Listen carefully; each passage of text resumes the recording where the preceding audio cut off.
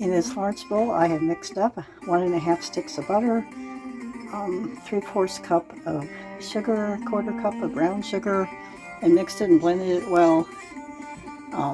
The butter needs to be at room temperature. Adding in 1 large egg, 1/3 cup of unsulfured molasses, 1/2 teaspoon fine salt, 2 teaspoons baking soda, a tablespoon of grated ginger, a teaspoon of cinnamon, 1/4 teaspoon of ground cloves, and mixing all that together. I think I put a little cayenne pepper or chili powder in there too. Mix that in until it's all blended. Then I'm going to add 2 1/4 cups of flour, all-purpose flour. Stir that in. Mix the flour in really well. Then I'm going to take a tablespoon, like a good hefty tablespoon, roll that into a bowl with sugar in it, so it's coated with sugar,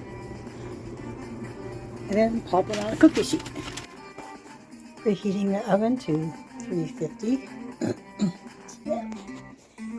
And I'm going to put it in first batch to bake for 10 minutes. Hold them out. Probably made them a little bit too big, but we'll see how they cool. Cool them for 10 minutes on the cookie sheet. Put the second batch in, a little bit smaller, and space them out differently. See how they go.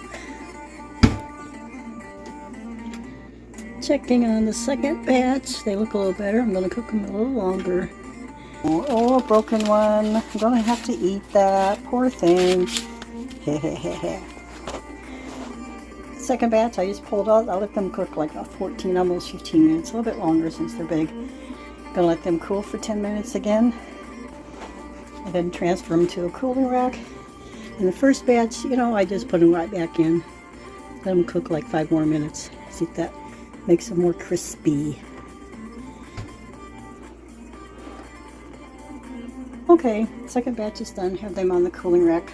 Pulled out the first batch that I put back in the oven. Let them cool off more on there. They came out pretty good. They taste good. They're a little cakier than I wanted. I wanted them to be more crispy. But I think it's because they're so big. I probably need to invest in a little melon baller or cookie scoop so I can have uniform small sizes cookies if I want to make more of the ginger snap type cookies. But these taste good. And we'll see once they cool off completely if they get a little crispier. Otherwise, they're good to go.